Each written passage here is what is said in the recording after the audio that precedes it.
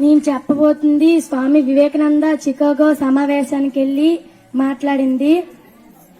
My dear sisters and brothers of America, వివిధ దేశాల మతాల ప్రతినిధుల ఆధ్యాత్మిక భావజాల కెరటాలకు వేదికనిచ్చిన ఓ చికాగో నగరమా, నీకు నా ప్రథమ నమస్కారము.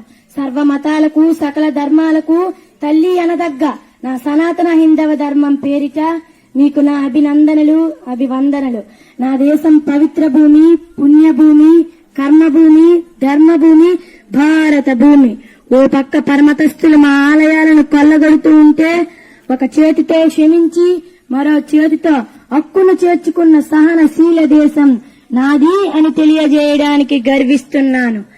తండ్రి మాట కోసం సమస్త రాజ్యాన్ని పరిత్యాజించి 14 అడవుల పాలైన శ్రీరాముని కన్నా ధార్మిక దేశం నాది అని తెలియజేయడానికి గర్విస్తున్నాను.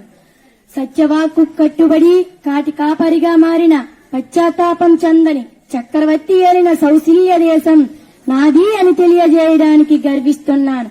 నా దేశం గురించి, నా హైందవ ధర్మం గురించి ఏమని చెప్పను, ఎంతని చెప్పను. యోగా మాది, ధ్యానం మాది, చదరంగం మాది, మార్షల్ ఆర్ట్స్ అనబడే యుద్ధ కళలు మావి. ప్రపంచానికి 0 అనే అంకెనందించి నవశకానికి నాంది పలికిన ఘనత కూడా మాదే.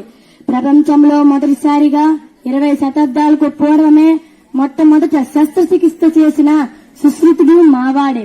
రైట్ బ్రదర్స్ కన్నా ముందే పుష్పక విమానాన్ని ప్రతిపాదించిన భరద్వాజ మహర్షి మావాడే. న్యూటన్ కన్నా పూర్వమే గురుత్వాకర్షణ సిద్ధాంతాన్ని ప్రతిపాదించిన బ్రహ్మగుప్తుడు మావాడే. సూర్యుడు తిరగటలేదని, భూమి సూర్యుని చుట్టూ తిరుగుతుందని ముందుగా ప్రతిపాదించిన ఆర్యభట్ట మావాడే. జ్యోతిష్యం రచించిన వరహామిరుడు, అర్థశాస్త్రం రచించిన చాణక్యుడు. చెప్పాలంటే మాకు ఉన్నది చరిత, దానికి ఉన్నది ఎంతో ఘనత. కాకపోతే మీరు సైంటిస్టులు అన్నారు, మేము ఋషులన్నాం. అందుకే మా ధ్యానం పురాతనం, మా ధర్మం సనాతనం. జరిగింది, జరగబోయేది పూర్వ జన్మల దుష్కర్మల దుష్ఫలితం, సత్కర్మల సత్ఫలితం. ఇదే మా ధర్మ సిద్ధాంతం. మేము రాయిలో దేవుణ్ణి చూస్తాం, చెట్టులో దేవుణ్ణి చూస్తాం, ఆఖరికి విష సర్పాలలో కూడా దేవుణ్ణి చూసే విశాల భక్తిభావం మా సాంప్రదాయం. అసలు దేవుడంటే ఎవరు? ఎవరి ఆజ్ఞచో గాలి వీస్తుందో, ఎవరి కనుచూపుతో అగ్ని ధరిస్తుందో, ఎవరు తలిస్తే మృత్యువు ప్రాణాలను హరిస్తుందో ఆ అనంత అప్రేత శక్తే దేవుడు. నీటిని కొందరు నీరు అన్నట్లే, కొందరు పానీ అన్నట్లే, మరికొందరు వాటర్ అన్నట్లే పేర్లు మారినా నీరు అదే, దేవుడు ఒక్కడే. మార్గాలే వేరు, మతాలే వేరు. అసలు మతం అంటేనే మానవత్వం.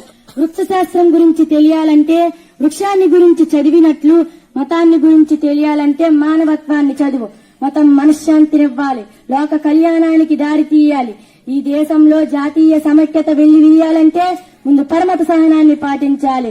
ఓ మహా ప్రబోధకులారా, విశ్వ మానవ మతం అనే ప్రతిపాదనకై ఆలోచించండి, యోచన చేయండి. అది దేశ దేశాలకు అతీతమై, కాలకాలాలకు అతీతమై, ఒక బౌద్ధ మతంగా కాక, ఒక క్రైస్తవ మతంగా కాక, ఒక ఇస్లాం మతంగా కాక, ఒక హైందవ మతంగా కాక, సర్వ మతాల సారాన్ని ఇముడ్చుకొని ఏకైక మానవ మతంగా అభివృద్ధించాలి. సర్వ మానవ సభ్యత్వానికి శ్రీకారం పలకాలి. అప్పుడు నెలకొంటుంది ప్రపంచ శాంతి, ప్రజలకు మనశ్శాంతి.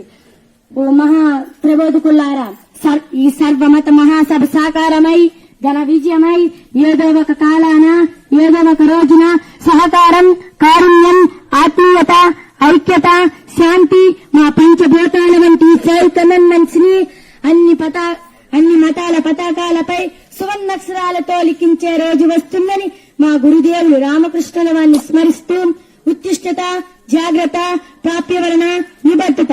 జై భారత్. లేండి, మేల్కోండి, గమ్యం చేరే వరకు ఆగకండి.